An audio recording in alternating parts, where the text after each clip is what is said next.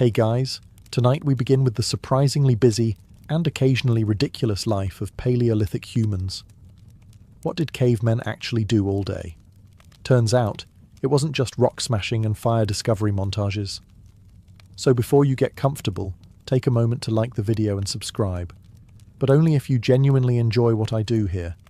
And let me know in the comments where you're tuning in from and what time it is for you. It's always fascinating to see who's joining us from around the world. Now, dim the lights, maybe turn on a fan for that soft background hum, and let's ease into tonight's journey together. The average day for a caveman began at dawn, or slightly before, depending on how loud the wind was or whether someone nearby started coughing again. Most people slept on animal hides or directly on packed earth, sometimes with a layer of dried grass or leaves for padding. You probably slept near a fire, not for ambiance, for heat and to keep insects and predators away. Sleeping away from the group wasn't really an option unless you wanted to wake up missing a foot. Most people slept in small, tight groups, families, extended families, and whoever else was part of the local band. Privacy didn't exist. Everyone heard everything. The first thing you did after waking up was check the fire. If it went out, someone had to restart it. That could take time, patience, and a lot of rubbing sticks together. If it was cold out, which, depending on the season it often was, everyone would be cranky until it came back to life. Next, you might look over your tools and weapons, spears, knives, scrapers, anything that could be used for hunting or protection. These had to be kept in good condition. Losing your tools meant losing your ability to get food, defend yourself, or process meat and hides. Some people in the group were better at this than others, and it wasn't unusual to borrow gear from someone more skilled, though they probably expected something in return. Children were usually the first to make noise. They'd start moving around, looking for something to eat or something to do, often both. Adults would slowly get up and begin preparing for the day. That could mean gathering water, checking nearby traps, or heading out to look for signs of animal movement. No one eased into the day. There was no time for that. Your daily goal was simple: stay warm, find food, and avoid injury. If you woke up in one piece, your fire was still burning, and nothing outside looked immediately dangerous, you were already ahead. In the Paleolithic era, personal hygiene existed, just not in the way we think of it today. Cleanliness was mostly practical, not aesthetic. You cleaned yourself when it started interfering with your ability to live, or when the smell became a group issue. Bathing happened, but it depended heavily on the season and environment. If there was a stream, people washed in it, when the water wasn't freezing. Otherwise, cleaning might involve wiping off dirt with leaves, handfuls of sand, or on rare luxury occasions, animal fat. That's right, fat could be used to scrub the skin, which sounds odd until you realise it also helped with warmth and insect control. Teeth were another story. There were no toothbrushes, but some people chewed fibrous sticks or bones to clean their teeth. Dental wear was common, especially since the Paleolithic diet involved tough meat, unprocessed grains, and sand particles from grinding stones that got into food. Cavemen didn't brush, but they also didn't eat candy, so cavities were rare. Tooth loss from injury or wear, however, was a different matter. Hair care was minimal. Hair was usually long, tied back, or simply ignored. Lice were common. Some groups used ash, dirt, or animal oils to reduce infestations. Others may have resorted to the always effective method of scratching a lot and hoping it goes away. There's also evidence from later prehistoric periods of primitive combs or grooming tools, so some effort was made. Eventually. Clothing didn't help matters. Animal hides weren't breathable, and they weren't washed often. If they smelled, people either got used to it or blamed the person sitting closest to the fire. Feet were mostly bare, or covered in wraparound hide shoes. As you can imagine, the smell of a prehistoric cave was distinctive. But here's the surprising part. Despite the lack of soap or showers, early humans adapted well. Their immune systems were strong, and their communities understood enough about cleanliness to avoid major outbreaks. In fact, people probably smelled about the same. So no one really noticed unless you did something extreme, like roll in a dead animal. Which, by the way, some people did, for camouflage, breakfast. There was no set time to eat. People ate when they could, what they could, and only if there was anything left over from the day before. If you woke up to find a bit of dried meat still hanging by the fire, congratulations, you'd won the prehistoric lottery. But most mornings didn't start that way.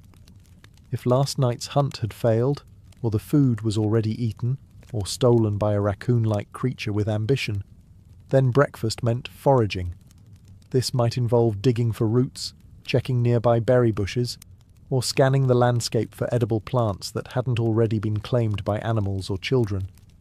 The choices were seasonal. Spring meant greens, summer brought fruits, and winter brought hunger. Protein was more unpredictable. Small animals like birds, rabbits, or insects were occasionally caught and eaten whole or roasted. Insects were a reliable protein source, even if nobody was particularly excited about it. If you found a termite mound or a handful of grubs, that might become the morning meal. They didn't taste great, but they didn't bite back either. Sometimes you'd share with others, especially within your own family group. But food was a resource, not a courtesy. If someone brought back breakfast, it meant they were either generous or in charge. Or both. Water was another priority. Streams, springs, and rivers were the main sources, if you were lucky. If not, puddles had to do. Boiling water wasn't a common practice yet, so most water was consumed raw and occasionally accompanied by bacteria, your gut either defeated or deeply regretted. Occasionally, there'd be a leftover from the last big hunt. Smoked meat, marrow from cracked bones, or dried strips of hide that were technically edible with enough chewing. These were valuable. People stored them high, wrapped, or hidden, though nothing could stop a determined child with a stick. So every morning was a new gamble. Maybe you'd find a few berries and a half-roasted squirrel. Maybe you'd find nothing. Either way, no one skipped breakfast on purpose. After breakfast, or the realization that breakfast wasn't happening, the next big task of the day was tool maintenance. Tools weren't just accessories, they were survival equipment. Without a good edge, you couldn't cut meat, scrape hides, or defend yourself. So, a surprising amount of the day was spent hunched over rocks, hitting other rocks, trying to get just the right shape. Welcome to Paleolithic tool-making, part craftsmanship, part trial and error, and entirely dependent on not smashing your thumb. The raw material of choice? Flint, or obsidian, if you were feeling fancy and lived near a volcano. These stones chipped predictably, which meant you could flake off sharp edges and create cutting tools. The basic starter pack included hand axes, scrapers, spearheads, and the very popular rock with a handle. There was no one-size-fits-all. Each tool had a purpose. Some for butchering, others for shaping wood, and some for tasks we still don't fully understand but probably involved hitting things. Most people made their own tools, but like everything else, some were better at it than others. If someone in the group had a knack for making perfectly balanced spear points, they earned respect, and requests. Sharpening tools was constant. A dull edge was basically useless, and worse, dangerous. You'd either hurt yourself or waste time. Stones were ground, flaked, and tested daily. And yes, sometimes this meant spending 2 hours making something that broke after 2 minutes of use. You didn't complain, you just started over. Toolkits were often passed down, traded, or even stolen. If you lost yours, you weren't just embarrassed, you were in serious trouble. The moment you had nothing sharp on hand was usually the moment something with claws showed up. Occasionally, creativity kicked in. Someone might tie a rock to a stick with animal sinew and call it a hammer. Others discovered bone tools, flexible, lightweight, and perfect for fine tasks. These innovations were the seeds of later technological revolutions, even if their inventors were mostly just trying to cut something faster. Once the tools were ready, and breakfast, or the lack thereof, had been resolved, it was time to tackle the main event, the hunt. Hunting in the Paleolithic world wasn't a solo hobby. It was a full-team operation, often involving every able-bodied member of the group, plus one guy who mostly shouted useful things like, "Go left," and "That's not a deer." Large animals were the jackpot. Mammoths, bison, wild horses. Anything big enough to feed the entire group for a week was worth the risk. But they were also dangerous. Mammoths didn't just stand around waiting to be speared. They were fast, heavy, and had no patience for hairless bipeds with wooden sticks. Planning a hunt took real coordination. Scouts went ahead to track herds. Others prepared traps, pits covered with branches, natural choke points near rivers, or just steep cliffs if the group was feeling ambitious and slightly reckless. Then came the ambush, yelling, spear throwing, and a lot of running. The hope was that something large would go down, preferably before someone in your group did. For smaller game, deer, boars, or even rabbits, the process was more straightforward. Spears, clubs, and clever ambushes were used. Traps and snares helped too, especially for solo or small group hunters. But even with smaller animals, things went wrong. One misstep, and suddenly you were chasing a pig through the woods while trying to explain to your group how you almost had it. Sometimes the hunting party came back victorious, dragging meat, bones, and bragging rights. Other times they came back with nothing but scrapes and excuses. The wind shifted was a popular one. So was blaming whoever sneezed during the ambush. Meat wasn't just food, it was status. The person who delivered the kill often earned first pick, more respect, and fewer chores that night. But sharing was still common. You needed your group, and burning bridges over meat led to awkward silences around the fire. Hunting wasn't just about survival. It was teamwork, risk, and real-time strategy, all while trying not to get trampled. Not everyone in the Paleolithic world chased mammoths. Some people had a much more practical job, finding things that didn't fight back.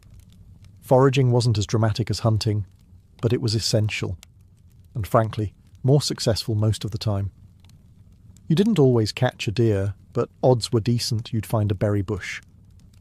The foraging crew, often made up of women, older adults, and kids who weren't old enough to throw a spear without hitting a tree, covered a lot of ground. They searched for edible plants, berries, nuts, roots, seeds, mushrooms, and anything else that didn't taste like regret.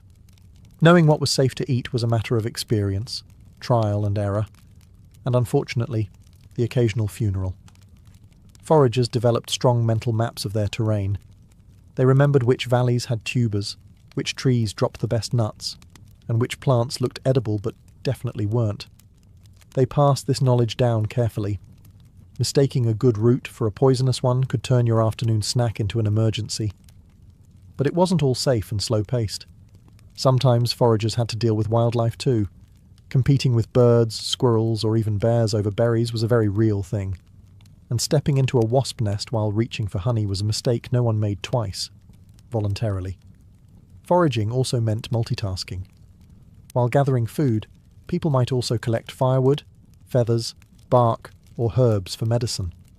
Children tagged along, learning the ropes, and occasionally trying to eat things they shouldn't.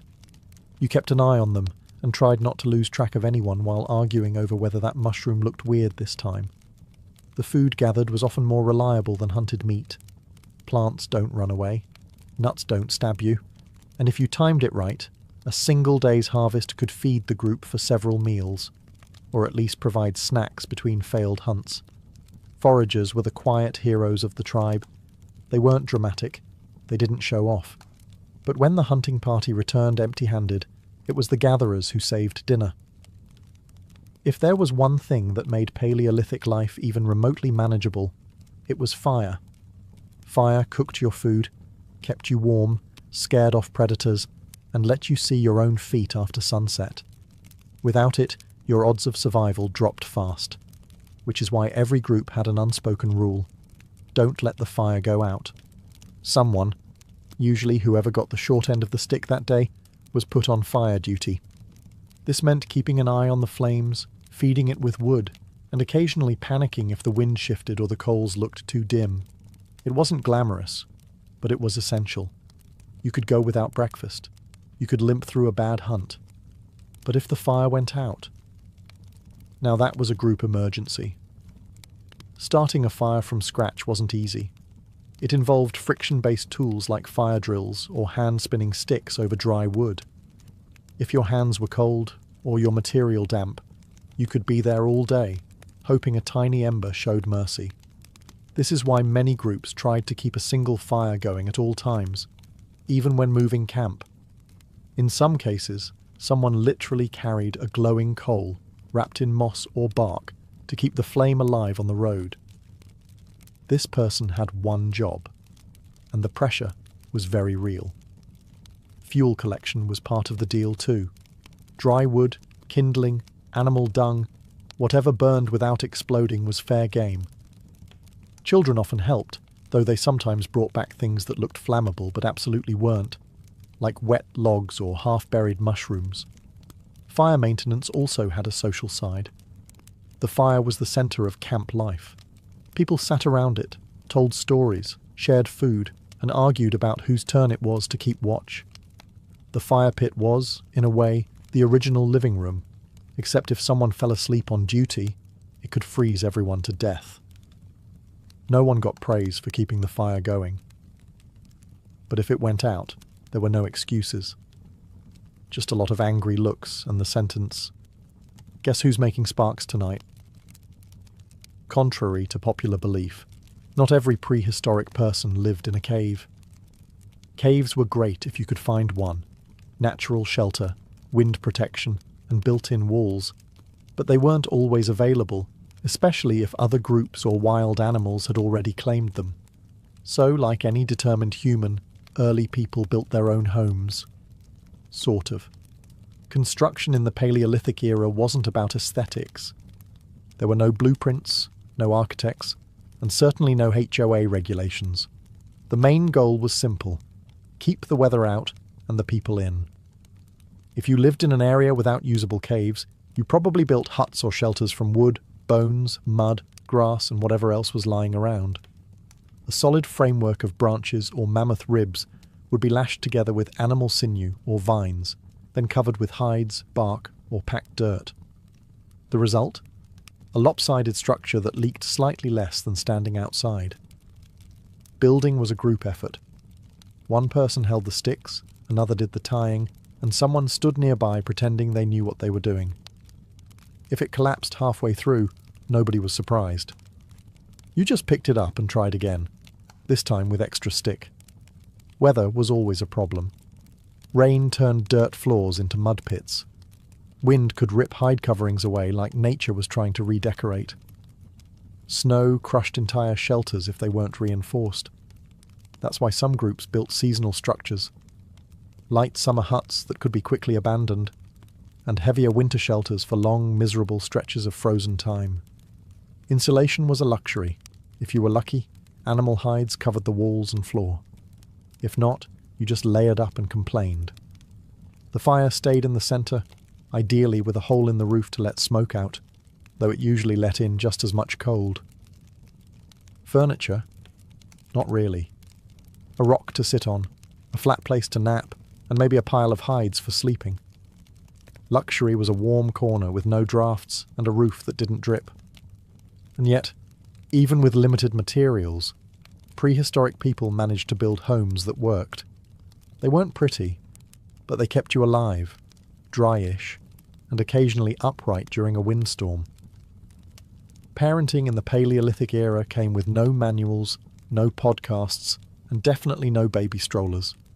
Once a child was born, you were immediately responsible for keeping a small, loud, very breakable human alive in a world full of cliffs, predators, and sharp rocks.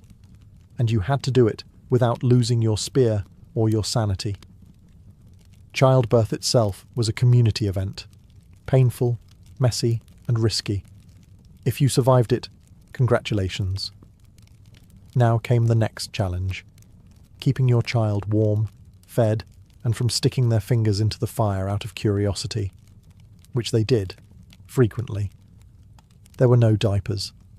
Babies were swaddled in hides or plant fibre, and messes were just part of the job.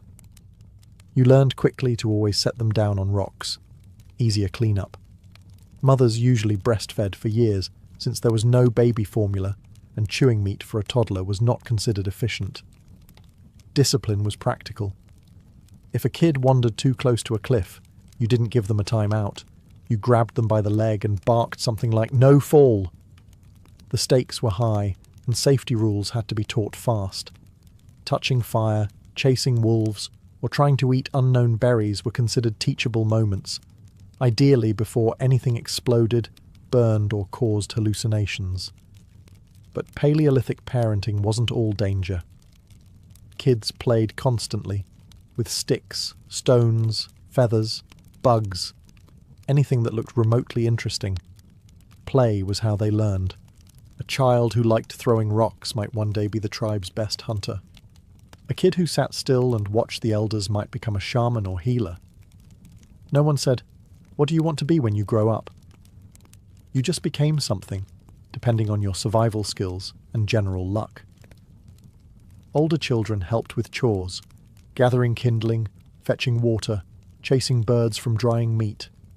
By the time they were 10, they were considered semi-functional members of society, still annoying, but now useful. There was no formal education, but children learned through observation, repetition, and trial by mud. They didn't have toys, they had nature, and nature didn't come with safety labels. After a long day of hunting, gathering, scraping, dodging wild animals, and parenting without sedation, early humans finally got to enjoy a bit of what we might call downtime. Of course, Paleolithic social life wasn't exactly wine tastings and brunch, but it was something. The heart of social activity was the fire.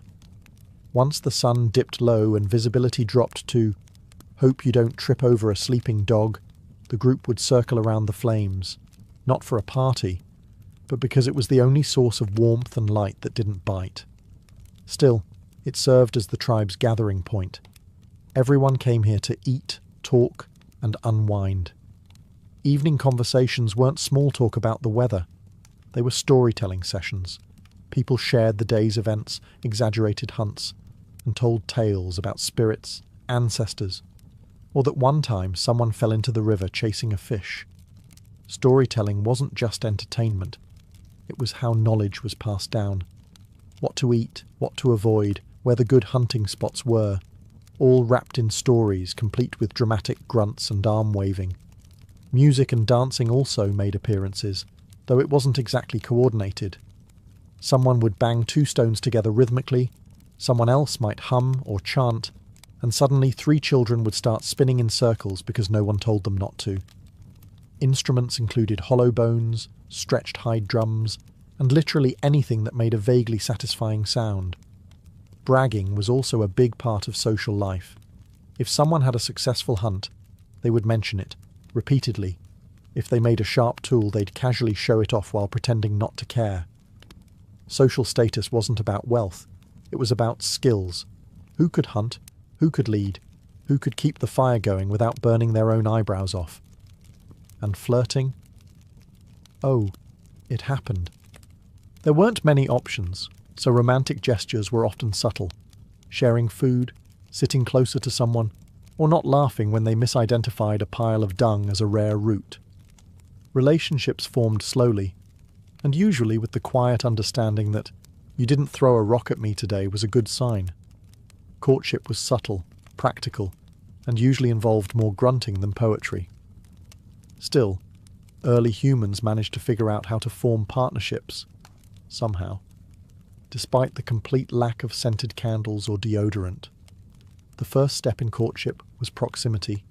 You lived in a small band of maybe 20 to 40 people, which meant your dating pool was basically whoever hadn't already been claimed by someone else or wasn't related to you.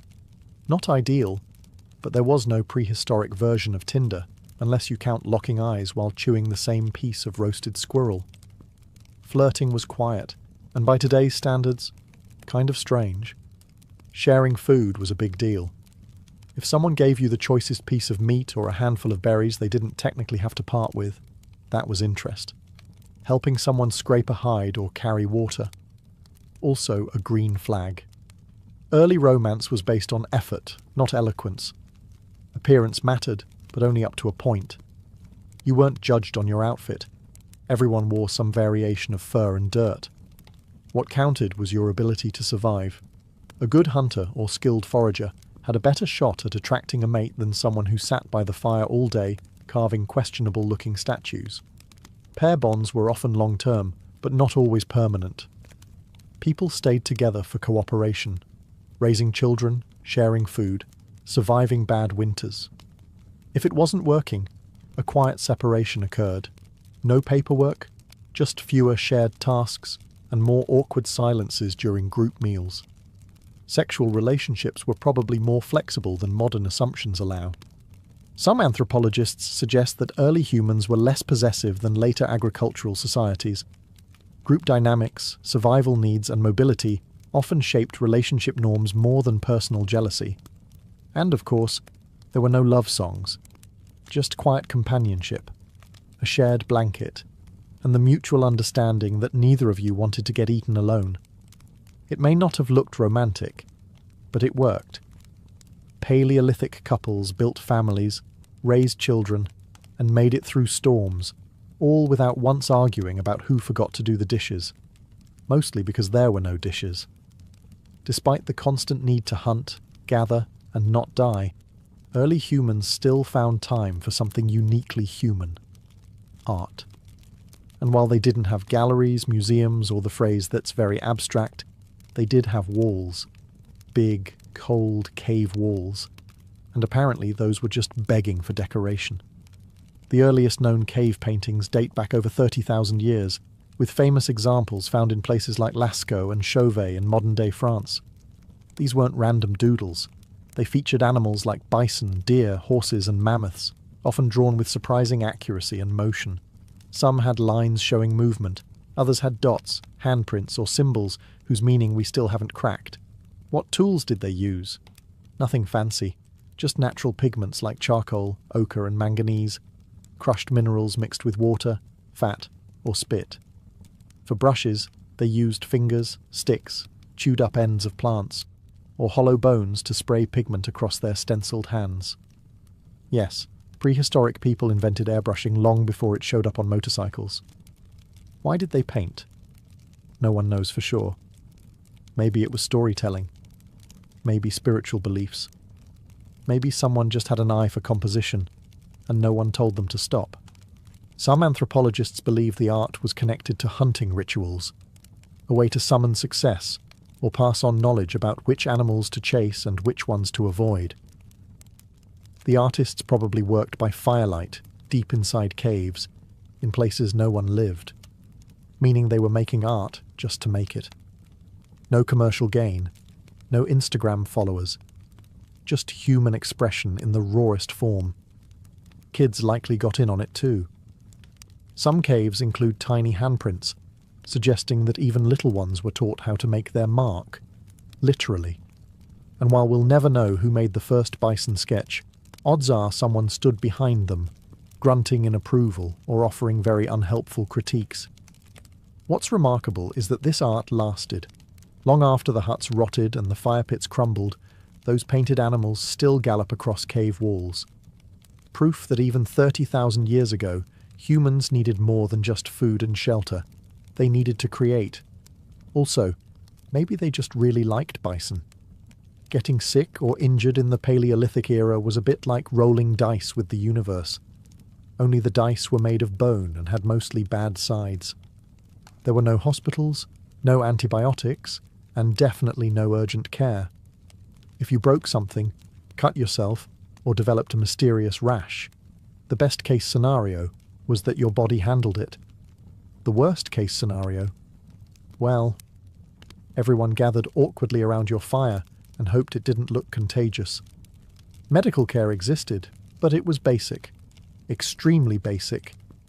Early humans likely had some understanding of plants that reduced pain or inflammation. Chewed bark, roots, or crushed herbs might have served as primitive medicine. Willow bark, for instance, contains salicylic acid, the active ingredient in aspirin.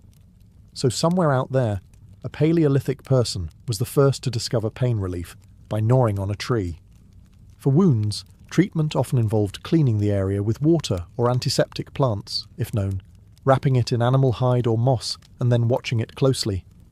Infection was the real killer, not the injury itself. There were no sterile bandages. If the wound got red, hot, and started to smell, well, that was the smell of bad news. Broken bones? Sometimes they healed, sometimes they didn't. There's archaeological evidence of prehistoric skeletons with healed fractures, suggesting that care was given and rest was enforced. But there were also people who clearly kept moving on bad limbs, because there wasn't much choice. Toothaches were another issue. Teeth wore down from constant chewing of tough meat and grit-filled plants. Cavities weren't common, but tooth decay and jaw infections did happen. The solution? Removal, with a rock, and no anesthesia. Shamans or medicine people may have served as early doctors, part herbalist, part spiritual guide, part person who was willing to touch pus. They used rituals, chants, and substances we might now consider mildly hallucinogenic. Was it science? No. Did it work? Sometimes. The truth is, medical care back then was a combination of trial, error, and survival instincts. You got rest, you got attention, and sometimes you got lucky. And if you didn't, your spot by the fire went to someone else by nightfall. In the Paleolithic world, there were no wagons, no wheels, no roads, and absolutely no concept of catching a ride. If you wanted to go somewhere, you walked. That was it. Travel wasn't a convenience, it was a physical commitment. Whether you were moving camp, following game, or avoiding the neighbours who kept stealing your firewood, it always meant using your own 2 feet. Mobility was essential. Paleolithic groups were typically nomadic, moving as needed based on seasons, food availability, and possibly just to escape the smell of the old camp. Campsites didn't come with leases. Once the local resources were used up or the mammoths moved on, the people followed. Trips could be short, a day's walk to a nearby hunting ground, or much longer, spanning dozens of miles over several days or even weeks. Everything had to be carried. Tools, hides, fire-starting gear, food, if there was any left, and children all had to be packed up and hauled on your back. There were no suitcases, just bags made from leather or baskets made from woven reeds. And don't forget the weather. Travelling meant exposure. Rain, wind, snow. You endured it all, possibly while trying to convince a tired 5-year-old that yes, they really did have to keep walking. Again, uphill. Navigation wasn't done with maps. People used memory, landmarks, star patterns, animal tracks, and oral knowledge passed through generations. That mountain that looks like a sleeping bear, or the bend in the river that smells funny, were as close to street signs as you got. Group movement had to be organised. Scouts might go ahead to check for threats. Everyone else moved carefully, often in single file. If someone got injured, the entire group slowed down. If the weather turned, you found shelter. Fast. Speed was important, but so was staying together. Getting separated in prehistoric wilderness was rarely survivable. Despite all that, people covered serious ground. Fossils and artifacts show that Paleolithic humans migrated across continents, on foot, no GPS, no water bottles, no Spotify, just survival, sore feet, and the unshakable human drive to see what was beyond the next hill. After a long day of hunting, gathering, walking, parenting, tool fixing, and generally not dying, early humans ended their day in the only place that made sense: around the fire. The sun dropped quickly, and with no electric lights or lanterns, darkness arrived fast and without negotiation. That's when the group settled in for the night's final act, equal parts winding down and survival maintenance. Dinner, if you were lucky, involved roasted meat, boiled roots, or whatever edible thing didn't escape earlier.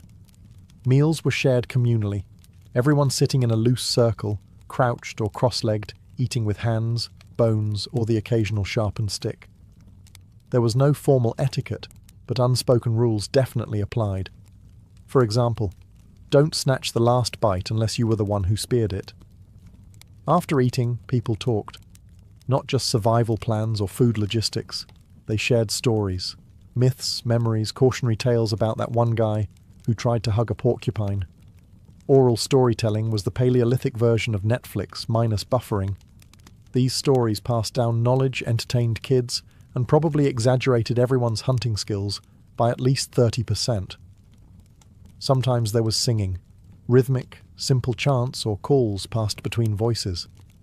A piece of bone might double as a flute. A hollow log? Drum? The music wasn't polished, but it didn't have to be. It kept the cold away just a little longer. By now, most people were physically drained. The day didn't leave much energy for deep philosophical discussions. Kids passed out first, curled up next to parents or in a pile of furs. Adults lingered longer, staring into the fire like it held answers. Or maybe just zoning out. Same thing. Before sleep, someone always checked the fire, the unsung hero of the group. If the flames looked low, they were fed. If the wind shifted, barriers were adjusted. And if someone forgot to check, well, they'd hear about it first thing in the morning. In December 1938, two German scientists, Otto Hahn and Fritz Strassmann, bombarded uranium with neutrons, and the results were baffling. They hadn't just altered the element, they had split it. Nuclear fission had just been discovered. Word of the experiment raced through the global physics community like a lightning strike. And while the implications were still theoretical, one thing was instantly clear. If fission could be controlled and harnessed, it could unleash an explosion of unimaginable power. And that terrified the scientific world, especially in the United States, because Nazi Germany, home to some of the brightest physicists on Earth, had just taken the first step toward a doomsday weapon. Physicist Leo Szilard, a Hungarian Jew who had fled Europe, immediately grasped the stakes. If Hitler's scientists built an atomic bomb first, the world wouldn't just lose a war, it might lose its future. Alongside fellow refugee Albert Einstein, Szilard drafted a letter to President Franklin D. Roosevelt, warning that the Germans might be working on exactly that. Einstein signed it. The letter was delivered in October 1939. Less than 2 months after World War II had begun. Roosevelt didn't rush into action, but he didn't ignore it either. He formed an advisory committee on uranium. Funding trickled in, slowly. At first, the United States simply wasn't ready to take nuclear physics seriously as a weapon of war. That would soon change. By 1941, the British had confirmed the bomb's feasibility. Japan had attacked Pearl Harbor. The US had entered the war. And what started as a vague concern suddenly became a high-stakes, time-sensitive race. Enter General Leslie Groves, a no-nonsense military man who'd just built the Pentagon. He was appointed head of the newly minted Manhattan Engineer District in 1942. Its purpose? Simple on paper. Build an atomic bomb before the Nazis did. In practice? It was the most secretive, expensive, and scientifically complex project ever attempted. Groves brought in a young, flamboyant, theoretical physicist to lead the science. J. Robert Oppenheimer. Brilliant, controversial, idealistic. A man who could calculate particle probabilities and quote Sanskrit poetry in the same breath. Together, they launched what would become known as the Manhattan Project, a $2 billion gamble that would forever change the nature of warfare and the fate of the world. The Manhattan Project wasn't just a lab experiment, it was an empire. To pull off the impossible, the US government created an entire hidden civilization, stretching across the country, shrouded in secrecy. No one outside the project knew its real purpose. Most of the people inside didn't either. At the heart of this secret world were 3 main sites. First, Los Alamos, New Mexico, a dusty mesa chosen for its remoteness. This would be the brain of the project, where theoretical physics met practical engineering. Here, Oppenheimer assembled a dream team of scientists. Niels Bohr, Richard Feynman, Enrico Fermi, and dozens of others. Many were European émigrés fleeing fascism. Some had no idea what they were truly building. Second, Oak Ridge, Tennessee, where entire factories, as long as several football fields, were built from scratch. Their mission? Enrich uranium, one of the two elements needed for an atomic bomb. Problem was, uranium-235 was incredibly rare, less than 1% of natural uranium. So engineers tried everything: gaseous diffusion, electromagnetic separation, even calutrons. Thousands of workers, most of them women, operated machinery they didn't understand, never knowing they were helping enrich bomb fuel. Third, Hanford, Washington, where plutonium was bred. This was the second path to the bomb. Plutonium didn't occur naturally in usable amounts, but in huge nuclear reactors, built in the middle of nowhere, uranium could be bombarded to produce it. Then it had to be extracted, refined, and shipped to Los Alamos for weaponization. The reactors ran around the clock, creating a new element, and new nightmares. Radiation leaks, contamination, and the birth of the nuclear age's environmental costs all began here. Over 130,000 people worked on the Manhattan Project, more than the population of some US states at the time. They built secret towns, complete with housing, schools, stores, and security fences. Mail was censored. Phone calls were monitored. Workers were told only what they needed to know. Even Vice President Harry Truman had no idea what the project was until he became president. This wasn't just a science project. It was industrial, military, bureaucratic, and deeply human. People fell in love, gave birth, suffered accidents, got bored, and died, all in service of an invention they couldn't name. The project had become a hidden America, and it was inching closer, day by day, to building the deadliest weapon in history. J. Robert Oppenheimer wasn't your typical military contractor. He wasn't even a typical scientist. Brilliant, erratic, aristocratic, and deeply philosophical, Oppenheimer spoke 6 languages, quoted the Bhagavad Gita, and smoked constantly. He had a sharp tongue, fragile health, and an uncanny ability to solve theoretical puzzles that stumped everyone else. To many, he seemed more poet than physicist, but under pressure, he was the glue that held Los Alamos together. Appointed scientific director of the Manhattan Project by General Groves, Oppenheimer quickly proved he was more than just an academic. He had an intuitive understanding of people and politics. He could inspire loyalty and manage egos. No small feat considering he was working with some of the most brilliant minds on Earth, each with a Nobel Prize-level intellect and a reputation to match. But he also had a dark side. Oppenheimer's earlier associations with Communist Party members, including his brother and his mistress, Jean Tatlock, raised red flags for military intelligence. Groves overruled objections and pushed ahead with Oppenheimer anyway, but the file on him was thick and getting thicker. Still, Oppenheimer's ability to visualize how theoretical physics could become physical machinery made him indispensable. At Los Alamos, he led with a mix of charisma and obsession, often sleeping just a few hours a night. He'd race between chalkboards and meetings, scribbling formulas, arguing designs, and chain-smoking until dawn. He was at the center of everything: atomic configurations, bomb casing designs, neutron reflectors, even the seating charts at briefings. He was also painfully aware of the consequences. Oppenheimer believed beating the Nazis to the bomb was morally necessary. But as the war in Europe neared its end, and Germany's nuclear program collapsed, he grew uneasy. The bomb was no longer just a defensive weapon. It was becoming a political weapon. This paradox haunted him. He had summoned the greatest minds of the age to unleash destruction never before imagined. Every success brought them closer not to victory, but to a line that once crossed could never be uncrossed. In private, Oppenheimer remained conflicted.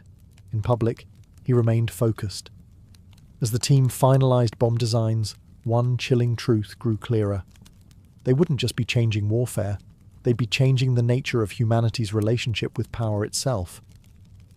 By late 1944, theory had given way to blueprints. Blueprints became parts. Parts became prototypes. The Manhattan Project was no longer an experiment. It was an assembly line for Armageddon. But building a nuclear bomb wasn't like building a tank or a plane. This was uncharted territory, and nothing came easy.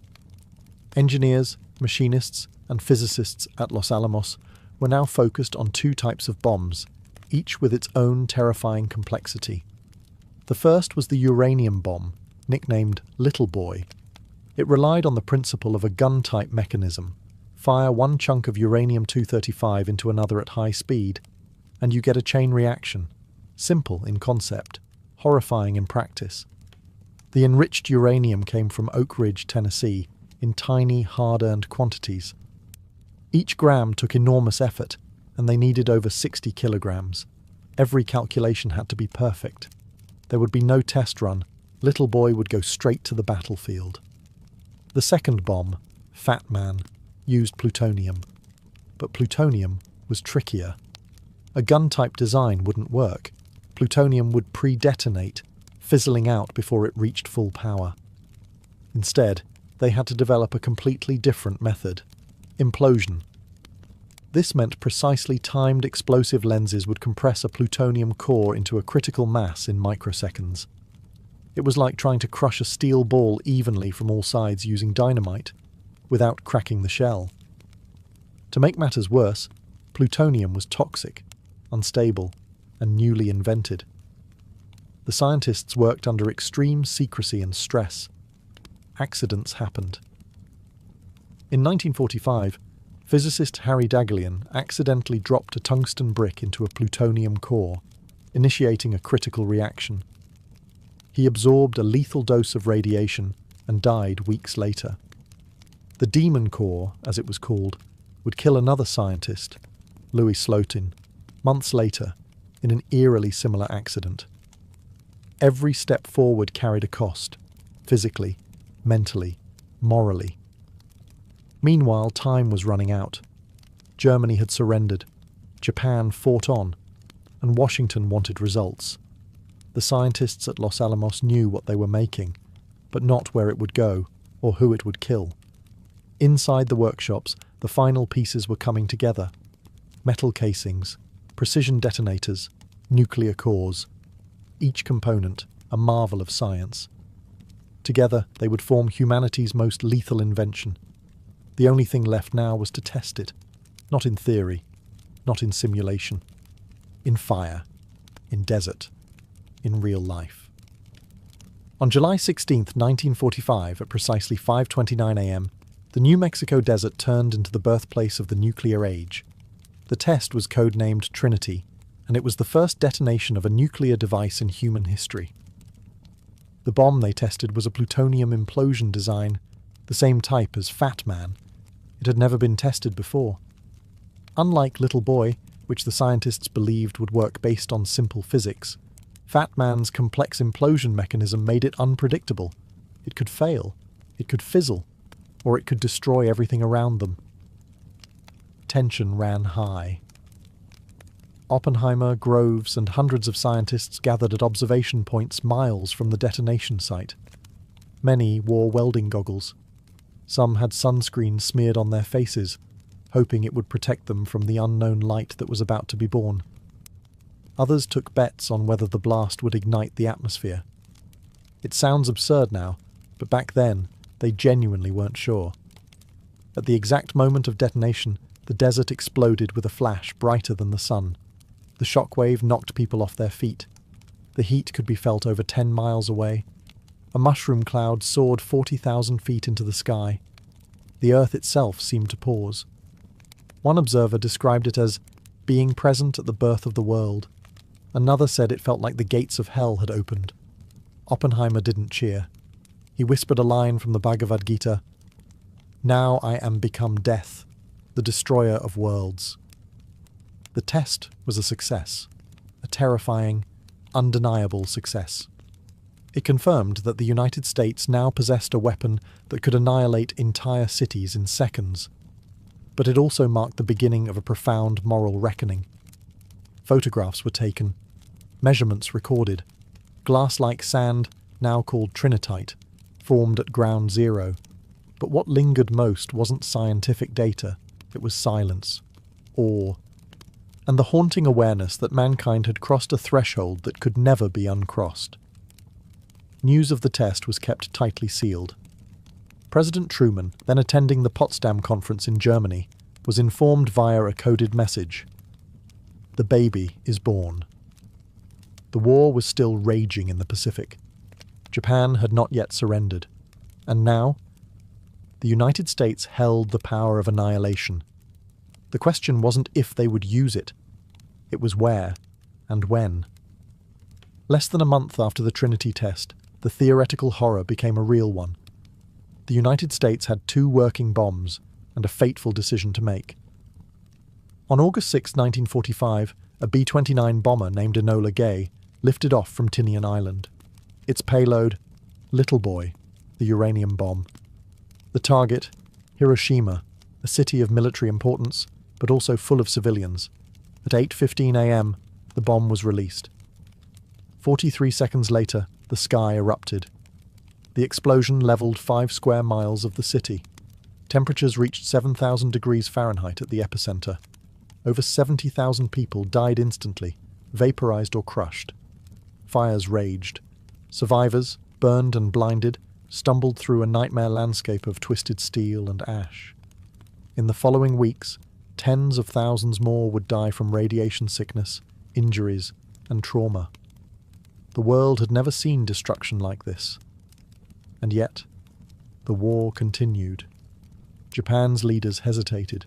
Some wanted surrender, others wanted terms. The US, interpreting silence as resistance, prepared a second strike. On August 9th, the plutonium bomb, Fat Man, was loaded onto another B-29, Boxcar. The primary target was Kokura, but cloud cover forced a change. The bomb was dropped over Nagasaki at 11:02 a.m.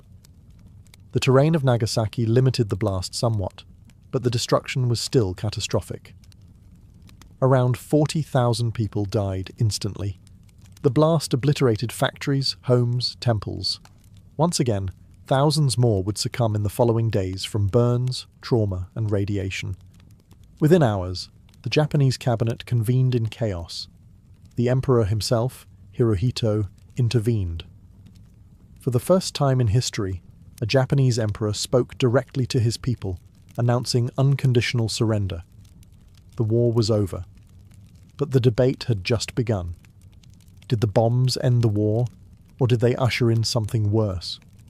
Were they necessary, or a horrific show of force? Some scientists had begged for a demonstration instead of a city strike. Their pleas were ignored. Others, like General Groves, felt no remorse at all. The world had entered a new reality, one where peace was enforced by the threat of absolute destruction. The bomb had done its job, militarily, but morally, philosophically, spiritually? Those questions would echo for generations. What was undeniable? In 2 flashes of light, the 20th century had split. There was the world before the bomb, and everything that came after.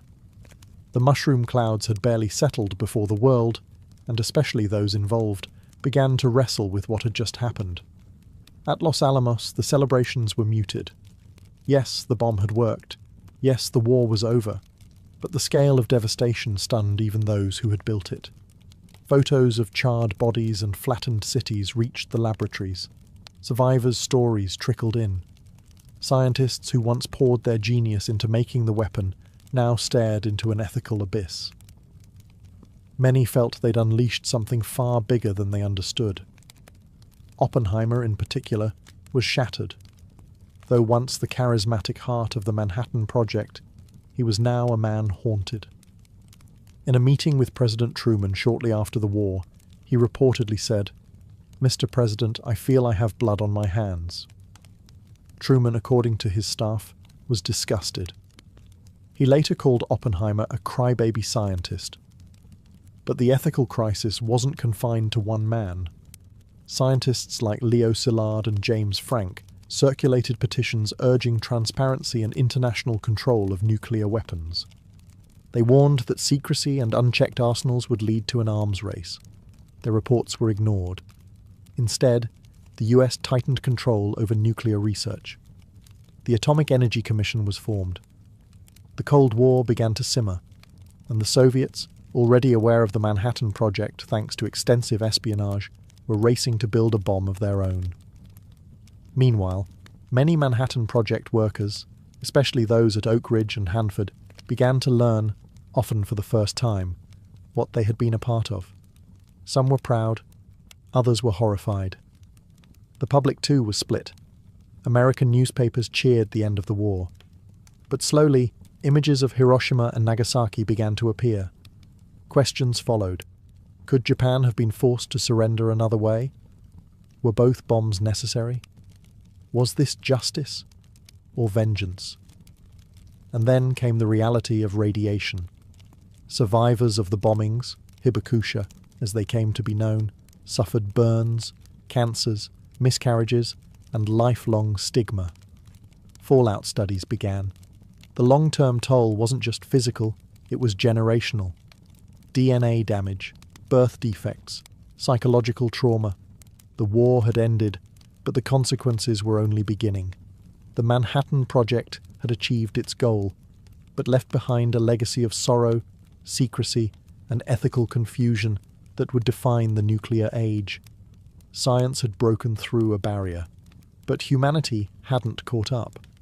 While the bomb was being built in secret deserts and hidden labs, it wasn't as secret as the US government had hoped. Even as America celebrated its newfound atomic dominance, cracks in its security had already begun to widen, and Soviet agents had already slipped through. The Manhattan Project had been compromised from nearly the beginning. Thanks to Soviet espionage networks, the USSR knew about the bomb long before it was dropped. Key scientists, including Klaus Fuchs, a theoretical physicist working at Los Alamos, were quietly funneling details of the weapon's design straight to Moscow. Fuchs's information was so precise that Soviet engineers later admitted they used his data as a template when building their own bomb. He wasn't alone. Julius and Ethel Rosenberg, American civilians with communist ties, were accused of passing atomic secrets to the Soviets.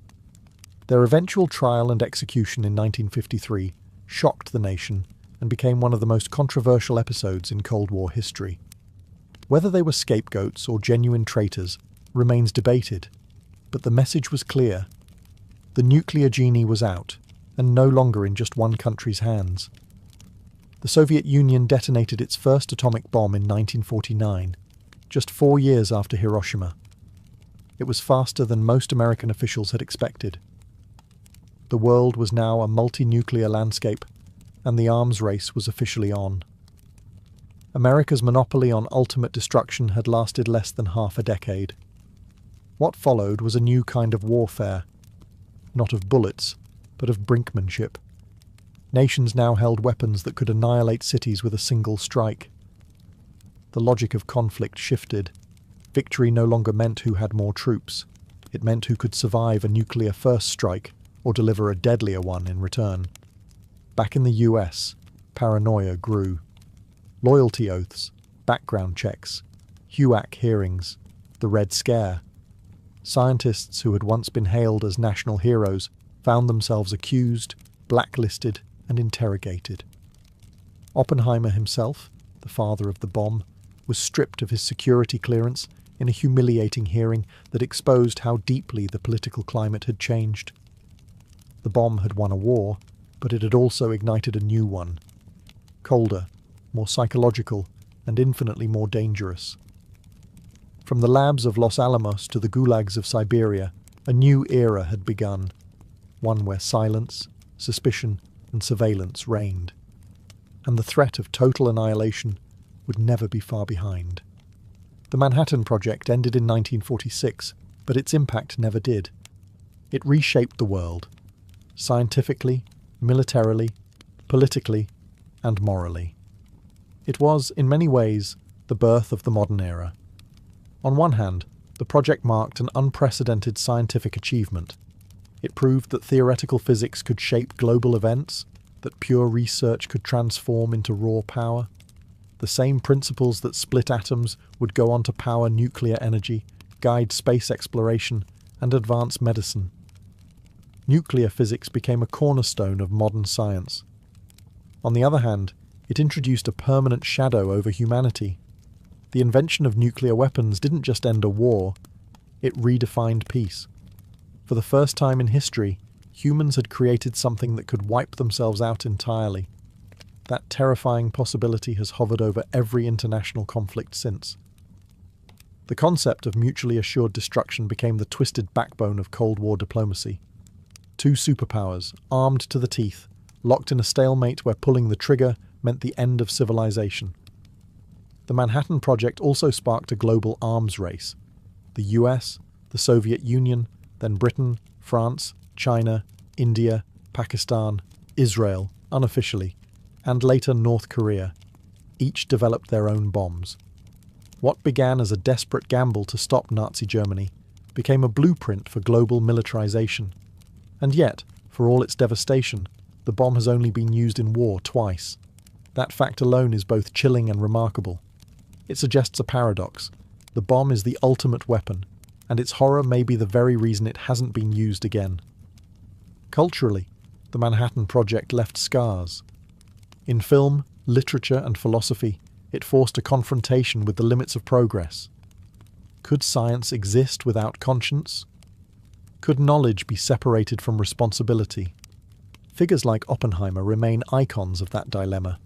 Neither villain nor hero, just human, caught between brilliance and guilt, ambition and regret. In 1965 he reflected, "In some sort of crude sense, which no vulgarity, no humour, no overstatement can quite extinguish, the physicists have known sin."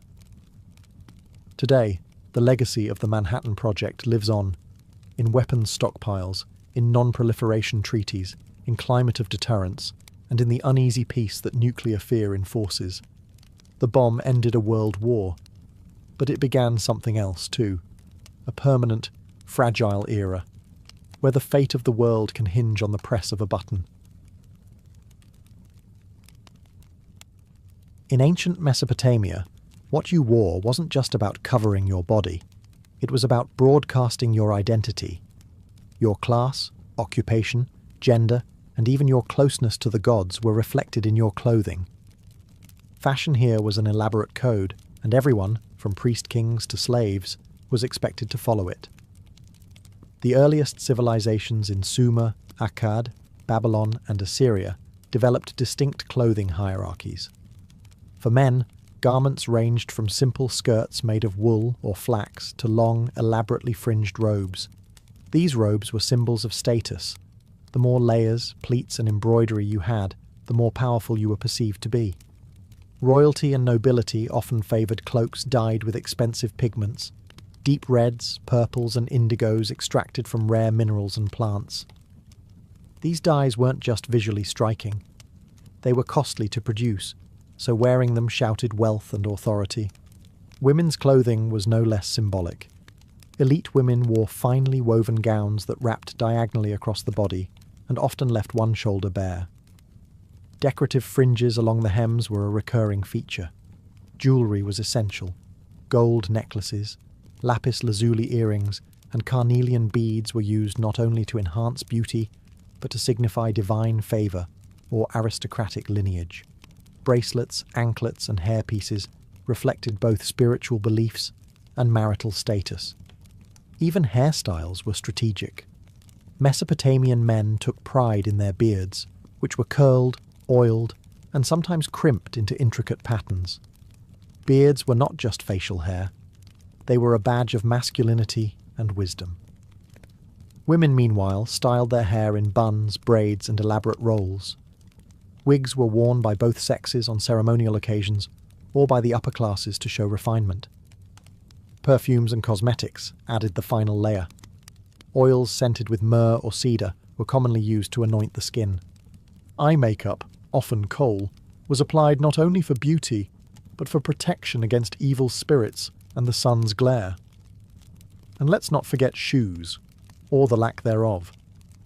Most Mesopotamians went barefoot, but elites sometimes wore sandals made of leather or even silver, purely for ceremony. In Mesopotamia, fashion wasn't frivolous. It was deeply functional, symbolic, and enforced by religious and political institutions. What you wore could elevate you or condemn you. Even 5,000 years ago, people knew appearances weren't just skin deep, they were destiny.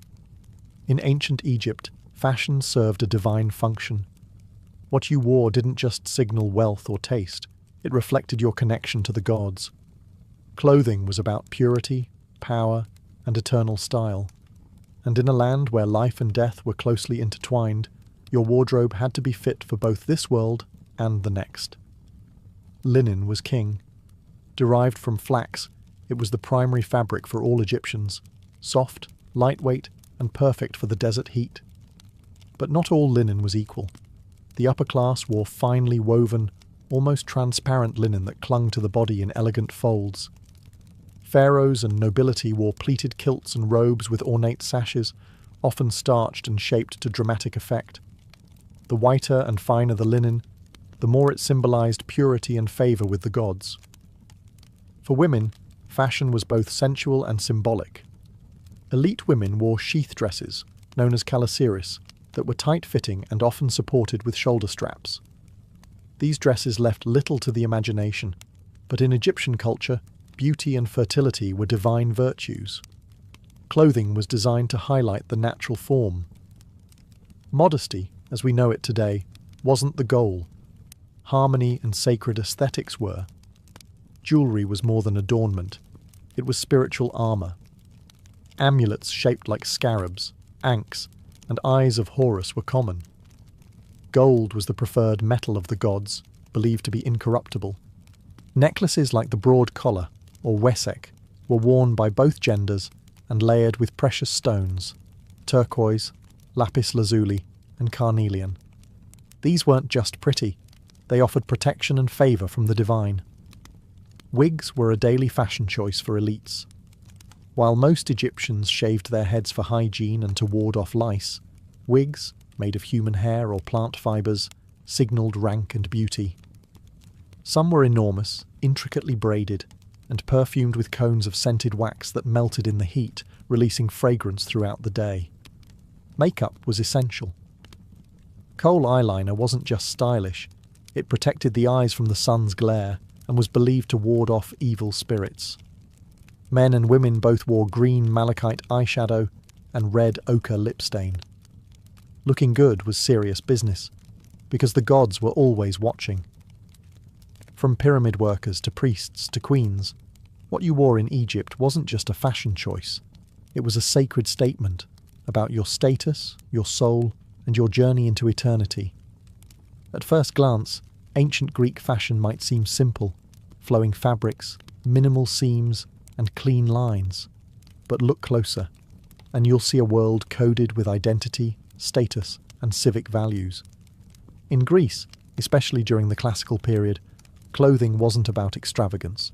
It was about order, proportion, and philosophy. Literally. Greek garments were typically made from rectangular pieces of wool or linen, artfully draped and pinned rather than cut or tailored. The most iconic outfit was the chiton, a tunic fastened at the shoulders and belted at the waist. Men's chitons were usually knee-length, while women's reached the ankles. But even that length was a message. Long chitons on men signalled youth or priesthood, while short ones meant athleticism, labour, or military life. Over the chiton, both genders might wear a hymation, a large cloak draped over one shoulder. Philosophers famously wore it wrapped tightly, creating a dignified, severe look that mirrored their stoic ideals. The hymation became a silent advertisement for intellect and civic virtue. Women also wore the peplos, a heavier woolen garment folded over at the top, creating a double layer across the torso. This fold, called the apoptygma, was both decorative and symbolic. It highlighted modesty and femininity, ideals prized in Athenian society. The way a woman wore her peplos could signal her marital status, her mourning, or even her alignment with religious festivals. Colour played a subtle but important role. White was associated with purity and ceremony. Dark garments were worn during mourning, Saffron yellow and rich purples, though rare and expensive, appeared during special rituals or in elite households. Patterns were minimal, but geometric borders and embroidery along the hem or neckline added visual weight and social distinction. Hair and accessories were carefully curated. Men often kept their hair short, while women's hairstyles varied widely. Braids, buns, and curls all had their season. Jewellery was elegant but restrained. Gold earrings, intricate hairpins, and bracelets shaped like snakes or leaves. Shoes were optional.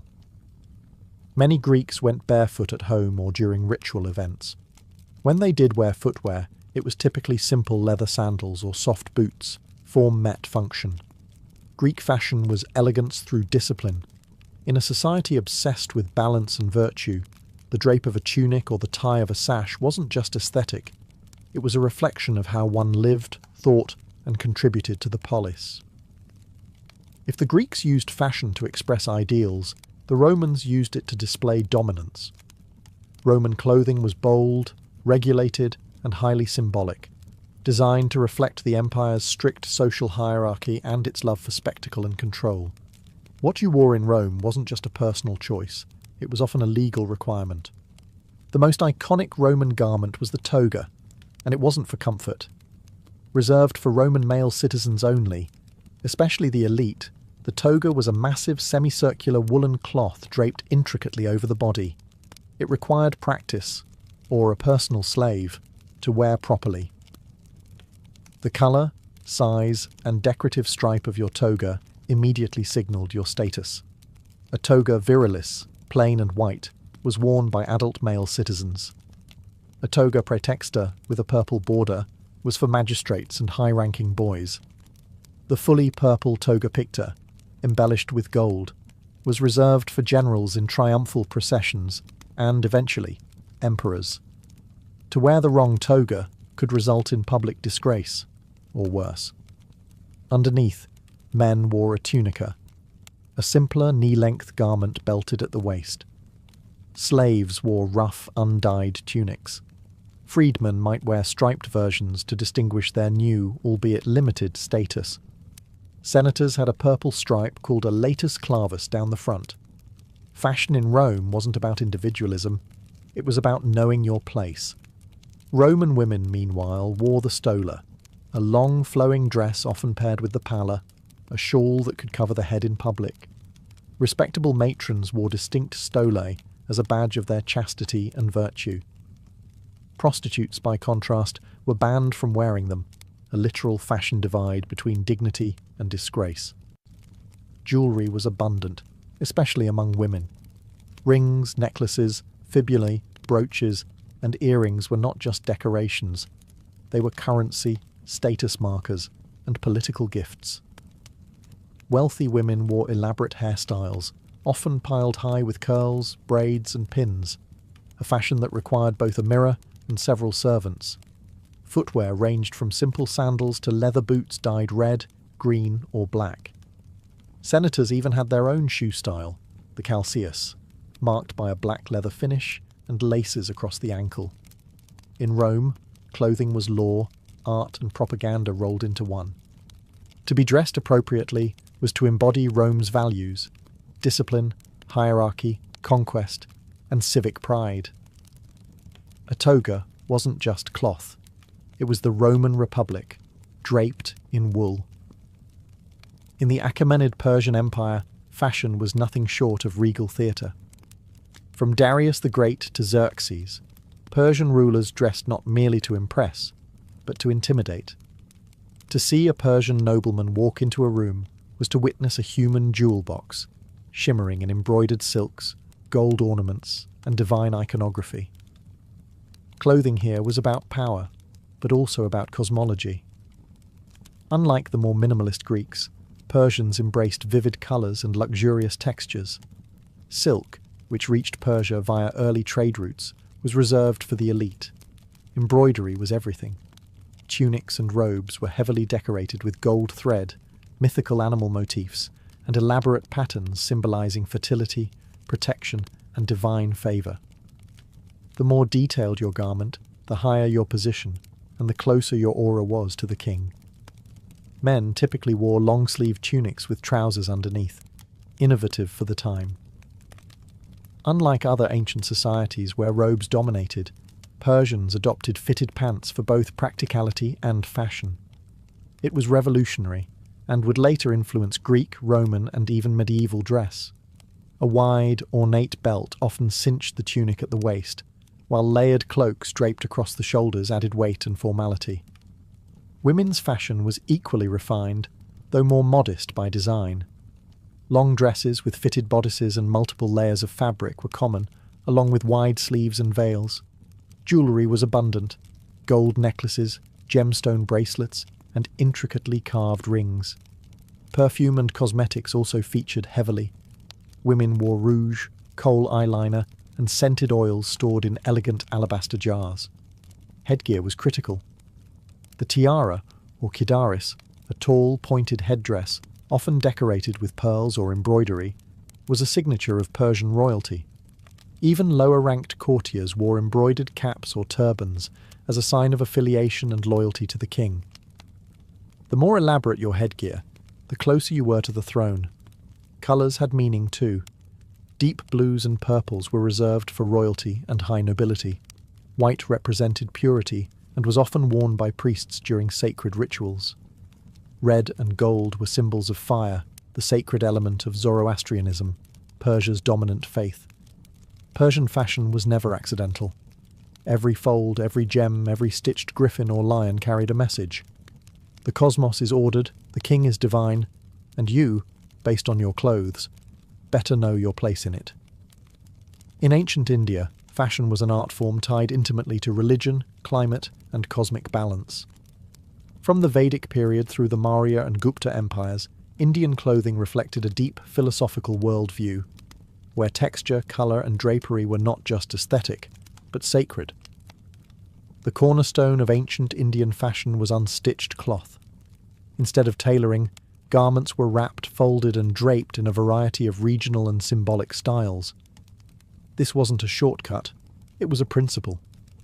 In Hindu belief, stitching was sometimes considered impure for ritual wear, so flowing fabrics became the canvas of self-expression and spiritual identity.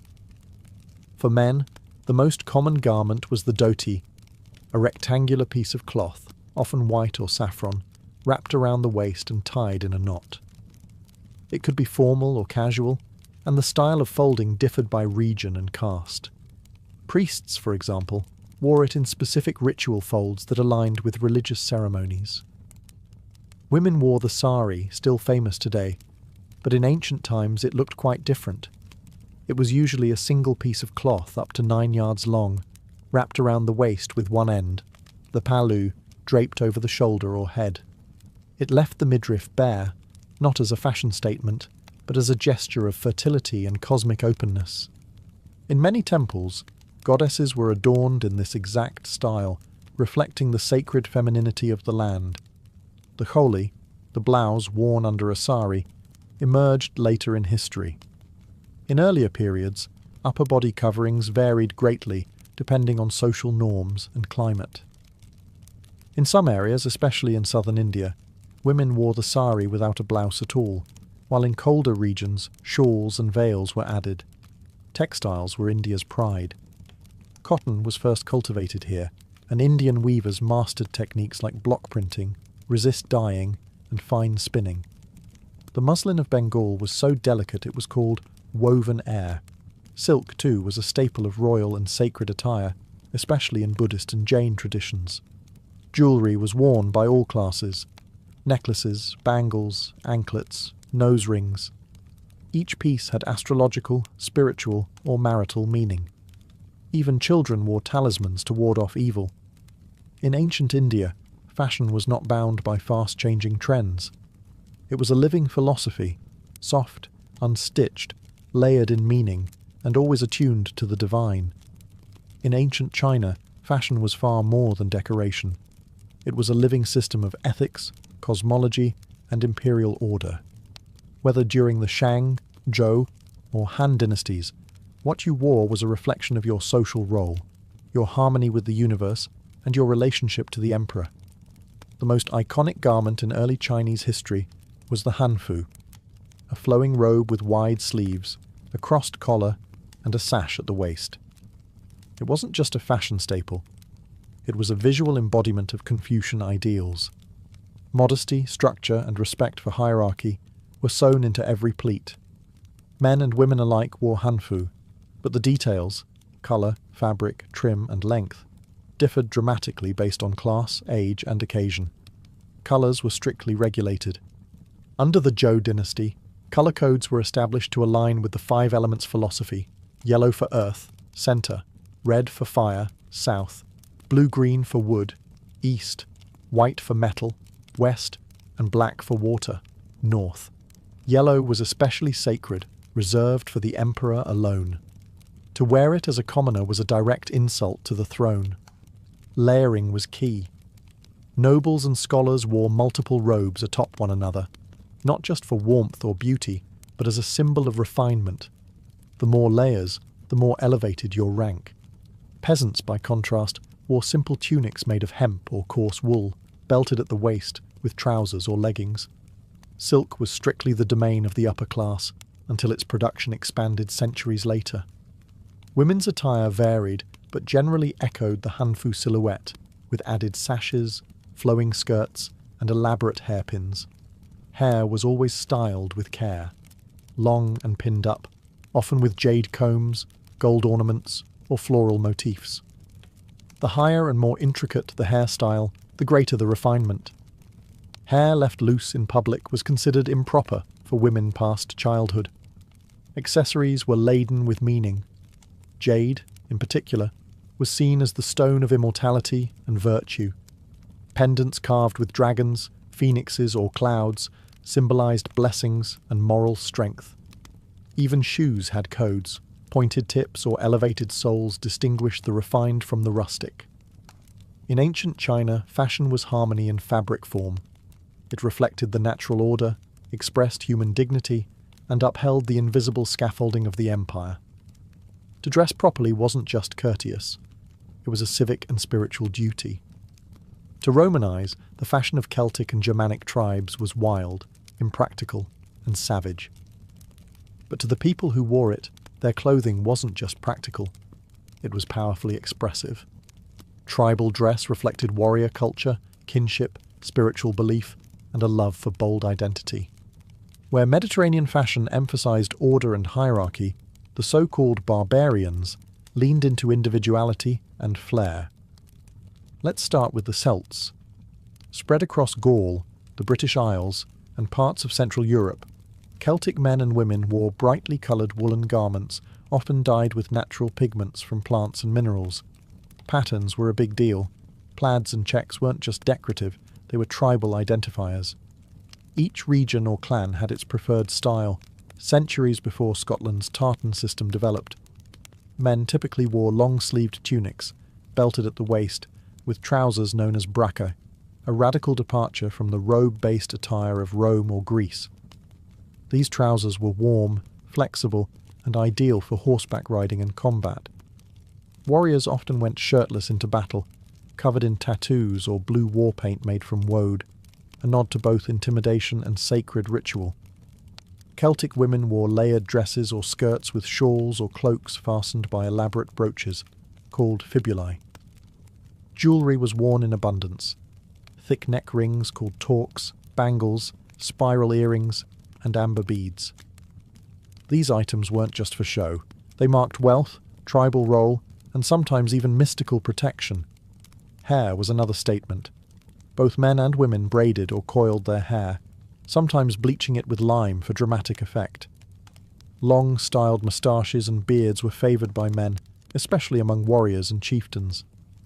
Meanwhile, Germanic tribes, from the Goths to the Saxons, had similar clothing strategies. Tunics, wool cloaks, and layered furs dominated their wardrobes. Animal hides, often worn as capes or trimmed with teeth and claws, were both status symbols and talismans. Metalwork on belts, clasps, and weapons often featured motifs of wolves, boars, and eagles, creatures believed to hold spiritual power. Though dismissed as uncivilized by Roman historians, these tribal fashions were deeply meaningful. They emphasized mobility, identity, and a spiritual connection to the land and ancestors. In a world of constant migration and warfare, what you wore was your flag, your shield, and your mythology, stitched into wool, leather, and bone. By the time the Roman Empire evolved into the Byzantine Empire, fashion had become something altogether different, a fusion of Roman authority, Eastern luxury, and Christian symbolism. In Byzantium, clothing wasn't just about status or wealth, it was a sacred language. Every thread, every jewel, every embroidered icon was part of a divine and political performance. The Byzantine court was obsessed with ceremonial dress. The emperor, seen as God's representative on earth, wore garments so intricate and heavily adorned they bordered on the theatrical. His robes, known as the lauros, were long jewel-studded bands wrapped elaborately around the body. Gold thread was common. Pearls, sapphires, and garnets were stitched directly into the fabric. To see the emperor was to behold a living icon. Colour was strictly regulated. Purple, dyed from the rare murex snail, was the exclusive right of the imperial family. Anyone else caught wearing it could face severe punishment. Even small accents of purple on robes or shoes indicated a connection to the throne. Senators, clergy, and generals had their own colour codes and uniform-like outfits for ceremonies. Byzantine fashion was layered and modest. Both men and women wore tunics called dalmatica, with wide sleeves and embroidered bands known as clavi running vertically down the front. Over these they wore cloaks like the chlamys, fastened with ornate brooches, often shaped like crosses or doves. These layers weren't just practical. They reflected religious values of humility and decorum. Women's fashion in Byzantium was both opulent and devout. Elite women wore long-sleeved robes with tight cuffs, heavily patterned silk fabrics, and elaborate head coverings. Veils and crowns signalled both piety and power. Jewellery was plentiful: heavy earrings, multi-strand necklaces, and golden belts adorned with religious icons and saints. Even their shoes were embroidered. Christianity influenced everything. Crosses, angels, and sacred inscriptions appeared on belts, pins, and borders of garments. Churches were filled with mosaics depicting saints and royalty in dazzling robes. Real fashion, immortalized in art. Even outside the palace, fashion mimicked the hierarchy. Merchants, scholars, monks, and servants all had clearly defined clothing styles. You didn't just dress for the weather, you dressed for your role in God's order. In Byzantium, fashion wasn't a choice. It was destiny, sanctified by scripture and stitched in silk. Your robe wasn't just a garment, it was your gospel. Before eyeglasses were invented, poor vision was a life sentence, often with serious consequences. If you were nearsighted, reading or fine craftsmanship became nearly impossible. If you were farsighted, sewing, carving, or copying manuscripts was a daily struggle. And yet, for most of human history, there was no solution, just quiet resignation. Ancient civilizations recognized vision problems, but they didn't have the means to fix them. The earliest written reference to impaired vision comes from ancient Egypt. Medical papyri from as early as 1500 BCE describe symptoms that sound a lot like presbyopia, age-related farsightedness. But treatment was largely magical or herbal. There's no evidence of any optical devices. The Greeks and Romans too understood that eyesight could decline with age. Seneca the Younger, in the 1st century CE, reportedly used a glass globe filled with water to magnify text. It worked like a crude magnifying lens, but it wasn't wearable. The first true magnifying lenses came from the Islamic Golden Age.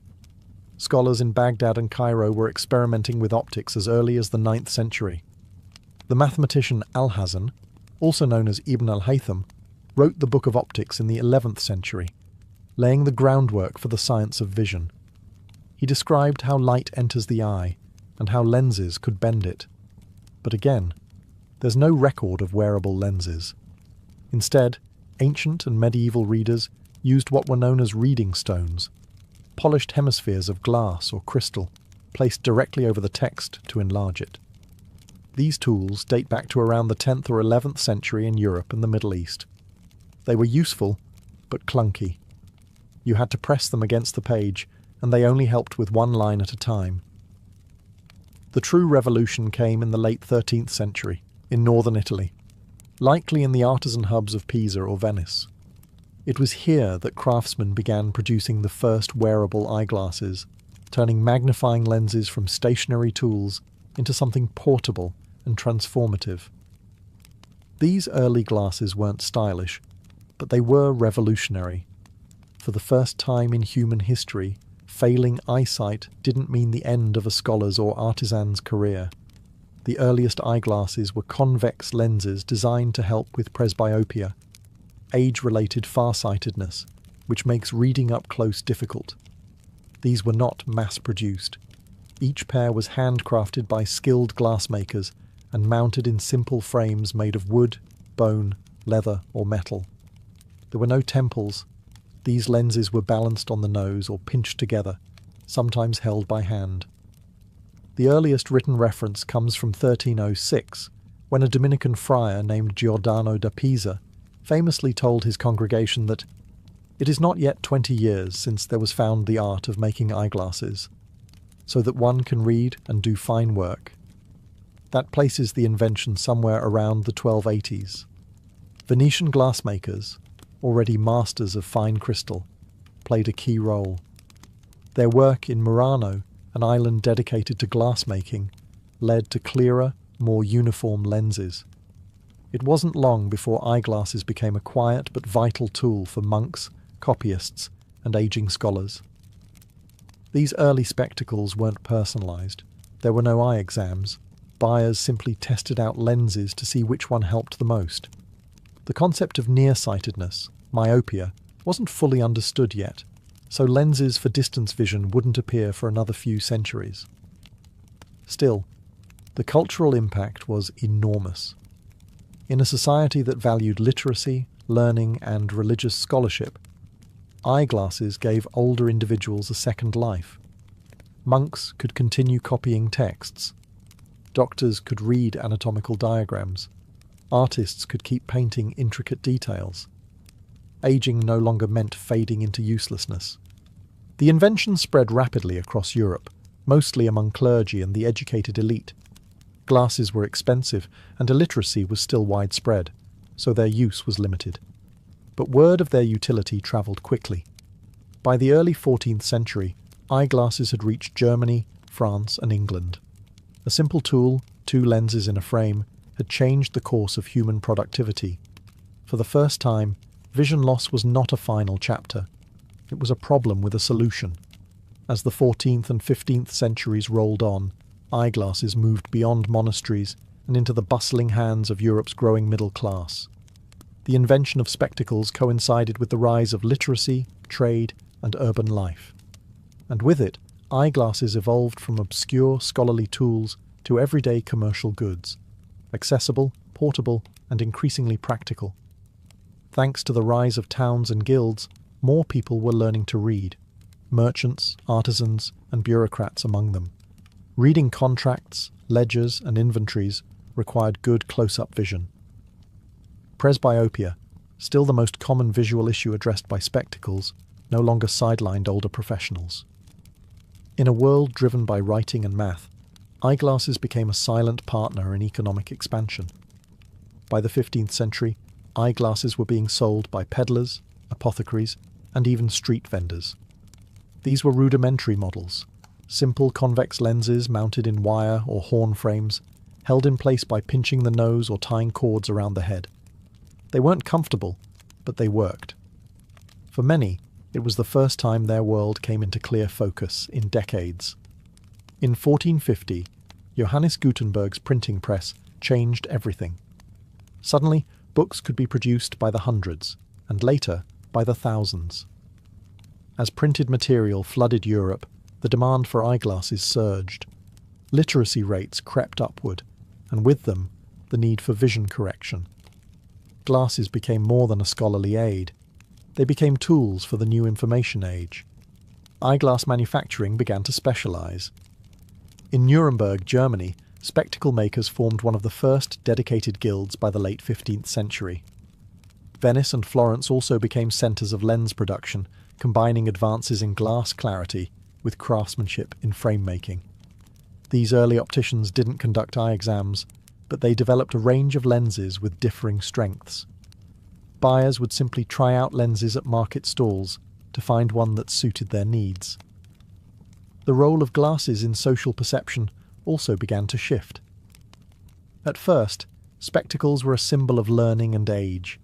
Paintings from the Renaissance often depicted saints, scholars, or apostles in eyeglasses, an emblem of wisdom and spiritual focus. But as the middle class embraced them, glasses also became a sign of literacy, professionalism, and commercial savvy. Eyeglasses were no longer elite curiosities. They were becoming something more radical, useful, widespread, and essential. The 17th century brought a seismic shift in how people understood vision. It wasn't just about practicality anymore. It was about physics. This was the age of Galileo, Kepler, and Newton, men who not only gazed at the stars, but also cracked open the science behind how light and lenses work. Their discoveries forever changed both astronomy and optics, pushing eyeglasses from folkcraft to scientific instrument. Johannes Kepler's work in 1604, Ad Vitelionum Paralipomena, laid the foundation for modern optics. He was the first to explain how convex and concave lenses corrected vision, differentiating between myopia, nearsightedness, and hyperopia, farsightedness. For the first time, eyeglass lenses could be understood in terms of precise light refraction, not just trial and error. Meanwhile, Galileo used modified lenses to build the first practical telescope. Others applied similar methods to microscopes. These developments turned humble reading lenses into tools for exploring the universe and the invisible. The same glass that helped someone read a book was now helping humans read the stars and the cell. This new understanding of optics influenced eyeglass makers. With growing knowledge about focal lengths and lens curvature, opticians began crafting more precise corrective lenses. The profession started to professionalize. Spectacle makers in London, Paris, and Amsterdam began referring to themselves as opticians, a term rooted in science, not just trade. Eyeglass frames also saw subtle improvements. While many were still clunky and nose-pinched, some began to include leather nose pads, riveted hinges, or short handles known as temples. Early attempts to anchor glasses more securely. In China, eyeglasses with looped silk cords tied around the ears were already in use, and Europeans slowly adopted similar innovations. Another major leap, concave lenses for nearsightedness became more common. Previously, most glasses only helped far-sighted individuals, but as understanding of vision disorders grew, so did the range of corrective options. For the first time, a nearsighted young person could wear glasses to see clearly at a distance, expanding the use of spectacles beyond the elderly and scholarly. By the end of the 1600s, eyeglasses had entered a new era. They weren't just functional, they were evidence of Enlightenment thinking. Grounded in physics, driven by curiosity, and shaped by expanding literacy, eyeglasses stood at the intersection of utility and discovery. From now on, improving eyesight would be a matter of science, not just chance. By the 18th century, eyeglasses had not only become more accessible, they had started to become fashionable. No longer confined to the desks of scholars or the toolkits of tradesmen, spectacles found their way into salons, courts, and coffee houses. The Enlightenment, with its emphasis on reason and refinement, gave rise to a world where intellect was trendy, and so were the tools that symbolized it. Frame design began to improve dramatically. Gone were the awkward nose-pinched contraptions of the Middle Ages. In their place came temple spectacles, glasses with arms that extended over the ears, similar to what we wear today. Invented around the 1720s, these arms made glasses far more stable and comfortable, especially for everyday use. They were sometimes hinged, sometimes made of flexible wire, and often wrapped in silk or ribbon for extra flair. Materials diversified. Frames were crafted from tortoiseshell, horn, silver, and even gold. The elite could commission custom spectacles, complete with engraving or jeweled accents. While function remained important, form was catching up, fast. Public figures helped normalize glasses. Benjamin Franklin, perhaps the most famous bespectacled man of the era, not only wore them, but revolutionized them. In the 1780s, he invented bifocals, cutting two different lenses in half and combining them into one frame so he wouldn't have to switch between reading and distance glasses. It was a practical innovation with lasting impact. At the same time, portable eyewear became popular. The quizzing glass, a single magnifying lens with a handle, became a fashionable accessory among the upper class, especially in Britain and France. People would wear them on a chain around the neck and use them at social gatherings, less for actual vision correction and more to make a statement of wit, wealth, or curiosity. Then came the lorgnette, a pair of spectacles with a handle, popular among aristocratic women. It could be elegantly flicked open and held up for reading or viewing opera performances. For many, it wasn't just about seeing clearly. It was about being seen. Eyeglasses in the 18th century had become markers of sophistication, intellect, and even flirtation. No longer a quiet sign of aging or infirmity, spectacles had joined the fashion world. They now framed more than eyes. They framed identity. The 19th century brought spectacles to the masses. With the rise of the Industrial Revolution came not just steam engines and factories, but a total transformation in how eyeglasses were made, sold, and worn. What had once been artisan-crafted accessories for the few became mass-produced necessities for the many. Before industrialization, glasses were mostly made by hand, one pair at a time. But new machinery allowed for the consistent production of lenses and frames on a large scale. Glass cutting, metal shaping, and lens grinding became faster and more precise. This meant more people could afford glasses, and more could finally see clearly. By the mid-1800s, eyeglasses were available in general stores and even by mail-order catalogue. You didn't need to visit an optician anymore. Instead, people would test pre-made lenses on their own, trying on different strengths until they found one that worked. While this was far from personalised eye care, it was a giant leap forward in accessibility. Frame styles also expanded. Steel, nickel and celluloid, an early plastic, became popular materials, replacing more expensive horn or tortoiseshell. The classic pince-nez, a nose-clamping style with no temples, was trendy among both intellectuals and fashion-conscious gentlemen. Meanwhile, round wire-rim glasses, made famous later by figures like Gandhi and John Lennon, became a staple for professionals and students. For the first time, children's eyewear entered the market. As public education spread and literacy soared, so too did the need for vision correction among school-age kids. Teachers and parents began recognizing that struggling to read a blackboard or book might not mean laziness. It might just mean nearsightedness. Medical understanding of the eye also advanced. Ophthalmology became a formal field, and eye exams began to standardize.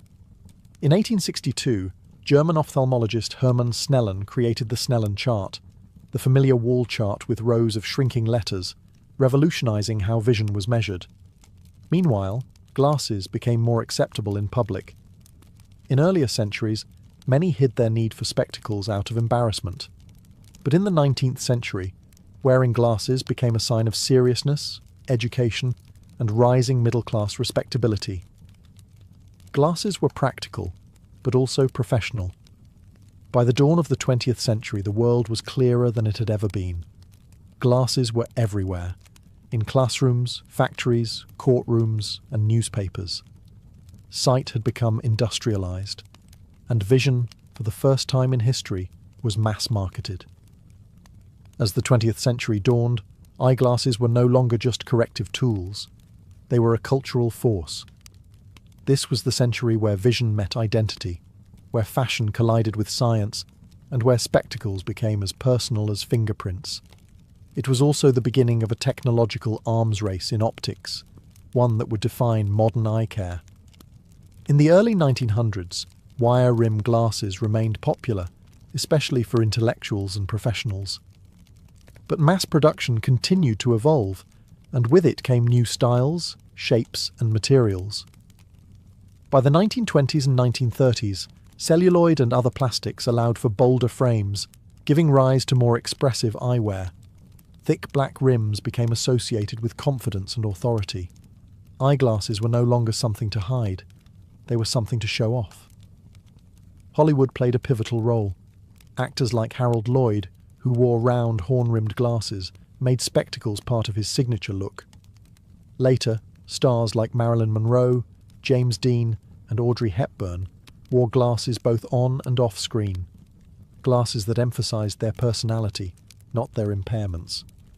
During World War II, innovation accelerated. Military demand for better optics led to advancements in lens durability, anti-reflective coatings, and lightweight frame design. The military also issued standardized glasses, nicknamed GI glasses, or, less affectionately, birth control glasses, for soldiers. These weren't flattering, but they were durable and accessible. In 1958, a huge leap occurred: the invention of plastic lenses. Lighter and safer than glass, they changed the comfort game entirely. Combined with the development of photochromic lenses, which darken in sunlight, glasses became more versatile for everyday wear. Then came contact lenses. Though invented earlier, it wasn't until the 1950s and 60s that soft contacts became commercially viable. Suddenly people had a choice. You could wear glasses, or not. Meanwhile, fashion exploded. The 1960s saw cat-eye frames and mod-inspired colours. The 70s brought oversized aviators. The 80s were all about big, bold statements. Think Run DMC and Wall Street executives. And by the 90s, minimalist styles returned, with rimless and wireframes ruling boardrooms and universities alike. Eyeglasses were no longer just tools for sight. They were statements of politics, of intellect, of rebellion, of style. Whether you were a beat poet in Greenwich Village or a Silicon Valley coder, your glasses said something about who you were. The 20th century didn't just correct vision, it reframed it. The 21st century brought eyeglasses into a whole new frontier, the digital world.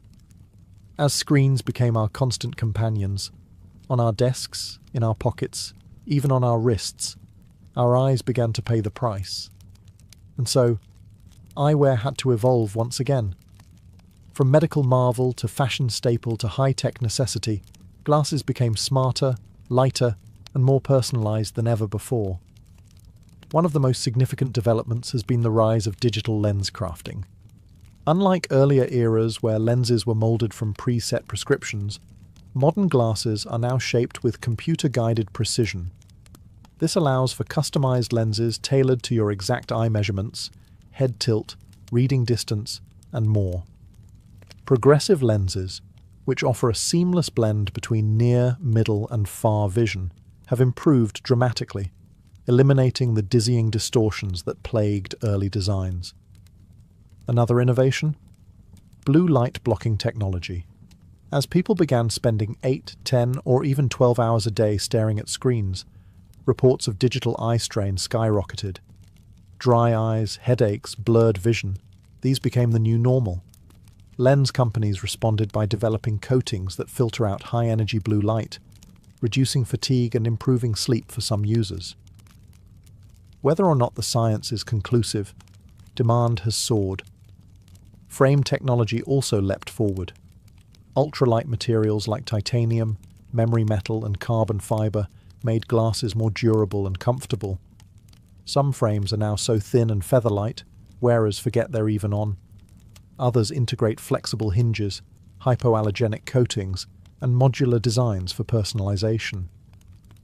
Then came smart glasses. While early attempts like Google Glass had a rocky start, met with both awe and backlash, the concept of augmented eyewear hasn't disappeared. Modern versions now include audio capabilities, camera integration, fitness tracking, and even heads-up displays. Companies continue refining the balance between function and style, hoping to make smart glasses an everyday accessory. Eyewear retail has changed too. Online platforms now let users upload a selfie, try on frames virtually, and receive prescription lenses without ever entering a store. This democratization of access, combined with stylish branding, has turned glasses into a booming e-commerce industry. And let's not forget fashion. From hipster round frames to sleek minimalism to vintage revivals, glasses today are expressions of identity more than ever. In the digital age, glasses don't just help you see, they help you filter, protect, compute, and express exactly who you are. As we peer into the future of eyeglasses, the lines between technology, biology, and fashion continue to blur.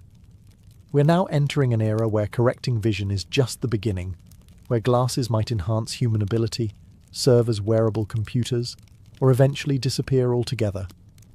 The future isn't just about seeing better, it's about seeing differently.